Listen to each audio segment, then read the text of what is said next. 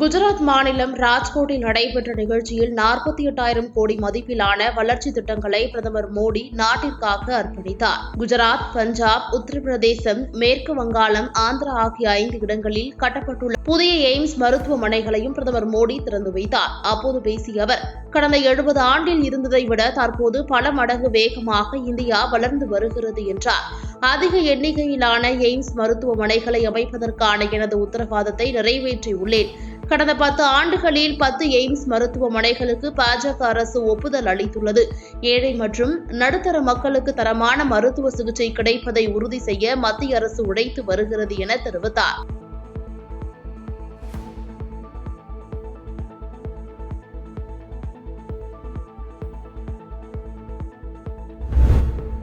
குஜராத்தில் 4 வழி கொண்ட கேபிள் பாலத்தை பிரதமர் மோடி திறந்து வைத்தார்.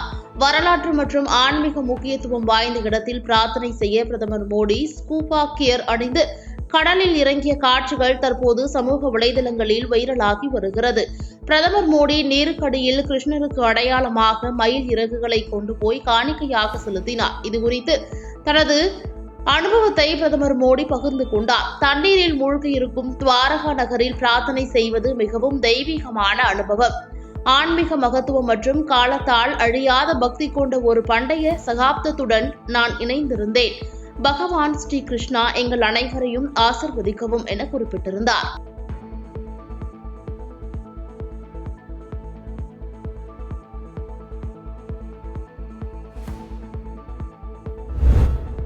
ஹரியானாவில் இந்திய தேசிய லோக்தள தலைவரும் முன்னாள் எம்எல்ஏவுமான நஃபே சிங் சுட்டுக் கொலை செய்யப்பட்டுள்ளார்.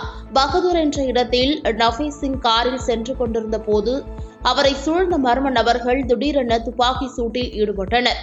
அப்போது துப்பாக்கி குண்டு பாய்ந்து நஃபே சிங் மற்றும் கட்சி நிர்வாகி ஜெய்கிஷன் ஆகியோர் உயிரிழந்தனர்.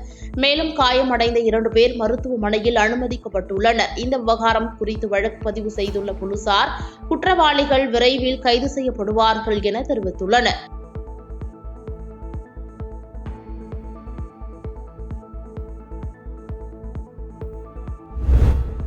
உக்ரைன் மீது ரஷ்யா போர் தொடங்கி 2 ஆண்டுகள் முடிந்து 3ஆம் ஆண்டாக தொடர்ந்து நடந்து வருகிறது. ரஷ்யாவிற்கு எதிரான போர்க்களத்தில் உக்ரைன் வீரர்கள் தீவிரமாக போராடி வருகின்றனர். இந்நிலையில் உக்ரைன் அதிபர் ஜெலன்ஸ்கி செய்தியாளர்களை சந்தித்து பேசினார். அப்போது உக்ரைனின் வெற்றி மேற்கத்திய நாடுகளின் ஆதரவை சார்ந்துள்ளது. உக்ரைனுக்கான ராணுவ உதவிக்கு அமெரிக்கா நிச்சயமாக ஒப்புதல் அளிக்கும். ரஷ்யாவுடனான 2 ஆண்டு போரில் 31,000 உக்ரைன் வீரர்கள் வீர மரணம் அடைந்துள்ளனர். ஆனால் ரஷ்ய அதிபர் புதினோ 1.5 முதல் 3 லட்சம் உக்ரைன் வீரர்கள் உயிரிழந்ததாக பொய் சொல்லி வருகிறார். எங்கள் வீரர்களின் இழப்புகள் ஒவ்வொன்றும் எங்களுக்கு ஒரு பெரிய இழப்பு என தெரிவித்துள்ளார்.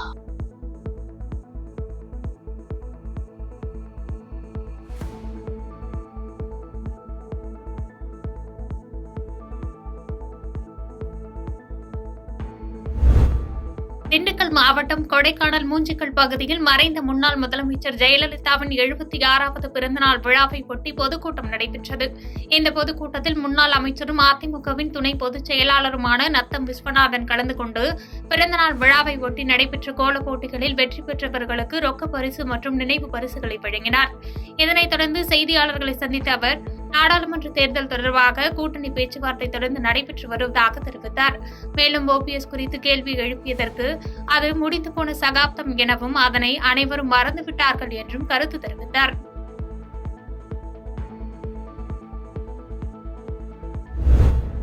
கடலூர் மாவட்டம் பள்ளிப்பட்டு கிராமம் விநாயகர் கோயில் தெருவில் சேர்ந்தவர் 52 வயதான சாந்தி. இவரது கணவர் ஆனந்தன் ஏற்கனவே உயிரிழந்துவிட்ட நிலையில் தனது மகன் குணசீலனுடன் வசித்து வந்துள்ளார். மேலும் குணசீலனுக்கு குடிப்பழக்கம் அதிகமாக இருந்ததாக கூறப்படுகிறது. இந்த நிலையில் அளவுக்கு அதிக மது போதையில் இருந்த குணசீலன் தனது தாய் சாந்திக்கு பாலியல் தொல்லை கொடுத்ததாக தெரிகிறது.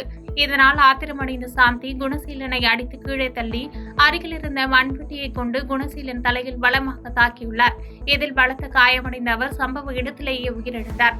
இதுகுறித்து தகவல் அறிந்த ஆய்வாளர் குருமூர்த்தி தலைமையிலான போலீசார் சம்பவ இடத்திற்கு சென்று விசாரணை நடத்தினர். மேலும் குணசீலனின் உடலை கைப்பற்றி பிரேத பரிசோதனைக்காக கடலூர் அரசு மருத்துவமனைக்கு அனுப்பி வைத்தனர்.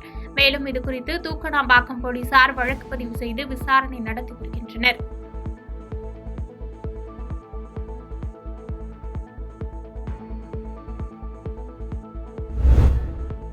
மொரட்டூர் பகுதியைச் சேர்ந்தவர் 55 வயதான ஸ்ரீவத்சன். மருத்துவ ஆலோசகரான இவர் அயப்பாக்கத்தில் நடந்த நிகழ்ச்சி ஒன்றிற்கு குடும்பத்துடன் சென்றார். பின் இருசக்கர வாகனத்தில் அயப்பாக்கம் டன்லப் வழியாக அம்பத்தூர் நோக்கி சென்று கொண்டிருந்தார். அப்போது அயப்பாக்கம் வழியாக அம்பத்தூர் நோக்கி சென்ற ஈச்சர் லாரியை அவர் முந்தி செல்ல முயன்றதாக தெரிகிறது. இதில் நிலை தடுமாறி கீழே விழுந்த ஸ்ரீவத்சன் தலை மீது ஈச்சர் லாரி பின்பக்க சக்கரம் ஏறி இறங்கியதில் தலை நசுங்கி அவர் சம்பவ இடத்திலேயே உயிரிழந்தார். இதனை கண்டு அதிர்ச்சியடைந்த அப்பகுதி மக்கள் ஆவடி போக்குவரத்து புலனாய்வு போலீசாருக்கு தகவல் தெரிவித்தனர்.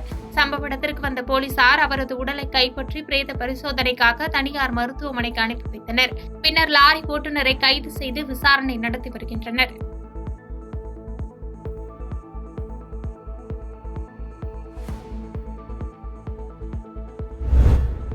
காவல்துறை அதிகாரிகள் துணை போவதால் மட்டுமே அரசியல்வாதிகள் பலர் இன்னும் வெளியில் திரிகிறார்கள். 80% போலீஸ் அதிகாரிகள் நேர்மையாக இருந்தால் ஒரு அரசியல்வாதிகள் கூட வாலாட்ட முடியாது, மக்களை ஏமாற்றவும் முடியாது என திண்டுக்கல் மாவட்டத்தில் நடைபெற்ற திரைப்பட ட்ரெய்லர் விழா ஒன்றில் இயக்குநர் பேரரசு கருத்து தெரிவித்துள்ளார். சினிமாவில் சாதித்தவர்களை பார்ப்பதை விட மக்களுக்காக சேவை செய்பவர்களை பார்ப்பது மிகவும் மகிழ்ச்சியான தருணம் என தெரிவித்த அவர், பல போலீஸ் அதிகாரிகள் இன்று நேர்மையாக இருப்பதன் காரணமாகவே இடமாற்றம் செய்யப்படுகிறார்கள். முன்பெல்லாம் காவல்துறை அதிகாரிகள் நேர்மையாக இல்லாமல் இருந்தால் மட்டுமே இடமாற்றம் செய்யப்படுவார்கள். ஆனால் தற்போது நேர்மையாக இருந்தால் அந்த அதிகாரியை உடனடியாக இடமாற்றம் செய்கிறார்கள் என்று விமர்சித்து பேசினார். ஒரு யாராவது போர் கொடுத்தா, ஒரு இல்லாத கொடுத்தா, ஏழை கொடுத்தாலும் சரி, அந்த போரின் அடிப்படையில் எது நியாயமோ அதுக்காக ஒரு அதிகாரி போராடினா அவர் தான் மக்களின் நண்பன். புகார் கொடுக்கப்பட்டாலு பதவியில் இருக்காரு, இல்லை மிகப்பெரிய ஒரு பலத்தில் இருக்காரு, அவர் பார்த்துட்டு அவங்க மேலே ஸ்டெப் எடுக்கலைன்னா அவங்க வந்து மக்களோட விரோதி, அவங்க மக்கள் விரோதி. அப்போ போலீஸ் அதிகாரியில் 2 பேர் தான், ஒன்று மக்கள் நண்பனாக இருக்காங்க, இல்லைன்னா மக்கள் விரோதியாக இருக்காங்க, 2 தான் இருக்காங்க.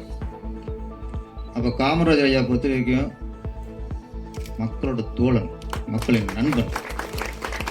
எல்லாருமே ஐயா மாதிரி இருந்துட்டா ஒரு அரசியல்வாதியும் ஊழல் பெற முடியாது, ஒரு அரசியல் மக்களை ஏமாற்ற முடியாது. எல்லா அரசியலும் நல்லவன மாறிடுவாங்க. பிரபல நடிகர்களின் பிறந்தநாள் மற்றும் படத்தின் ஆண்டு விழா நாட்களில் அவர்களது வெற்றி படங்களை மீண்டும் ரிலீஸ் செய்வது தற்போது தமிழ் திரையுலகில் புதிய ட்ரெண்டாக உள்ளது. அந்த வகையில் கடந்த சில வாரங்களில் வாரணம் 1000, 1000ல் ஒருவன் போன்ற படங்கள் வெளியிடப்பட்டது. ரசிகர்கள் மத்தியில் நல்ல வரவேற்பு பெற்றது. இந்த நிலையில் நடிகர் அஜித் நடிப்பில் 1999ஆம் ஆண்டு வெளியான வாலி திரைப்படம் கடந்த 23ஆம் தேதி புதுவையில் திரையரங்குகளில் வெளியானது.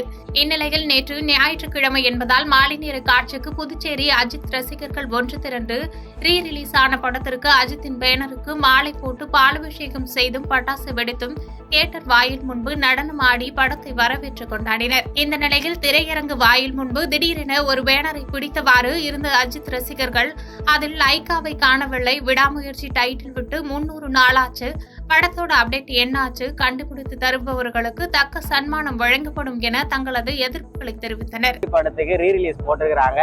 நாங்க எதிர்பார்த்த விட பயங்கரமா இருந்துச்சு. நீ செலிப்ரேஷன் இன்னும் 2 மாசத்துக்கு அப்புறம் வந்து பாருங்க, செலிப்ரேஷன் டபுள் மடங்கா இருக்கும். தலை விடாமுயற்சியா வர்றாரு, விஸ்வரூப வெற்றியா கொடுப்பாரு. பாண்டிச்சேரியில ரீ-ரிலீஸ்னா என்னன்னு நிறைய பேருக்கு தெரியாது. ரீ-ரிலீஸ்னா என்னன்னு நீங்க வந்து பார்த்து கத்துக்கோங்க. நிறைய பேர் ரீ-ரிலீஸ்னா வந்து சும்மா வருவாங்க, படம் பார்த்துட்டு போயிடுவாங்க. ரீ-ரிலீஸ்னா வந்து இன்னைக்கு நான் ஒரு வீடியோ போடுறோம், அந்த வீடியோ பார்த்து நிறைய பேர் பார்த்து தெரிஞ்சுக்கோங்க. அடுத்து உங்க 2 மாசத்துக்கு இன்னொரு படம் வருது, தீனான்னு ஒரு படம் வருது. அந்த பார்த்து இதோட பயங்கரமா ரீ-ரிலீஸ் செலிப்ரேஷன் பண்ண போறோம். அதை பார்த்துட்டு அடுத்து நீங்க ஒரு படம் விடுவீங்க. அந்த பாதகம் செய்பவரை கண்டால் நாம் பயங்கொள்ளலாகாது பாப்பா, மோதி மிதித்து விடு பாப்பா, அவர் முகத்தில் உமிழ்ந்து விடு பாப்பா. அண்மை செய்திகளை உடனுக்குடன் தெரிந்து கொள்ள இணைந்திருங்கள் இயம்நாடு தொலைக்காட்சியுடன்.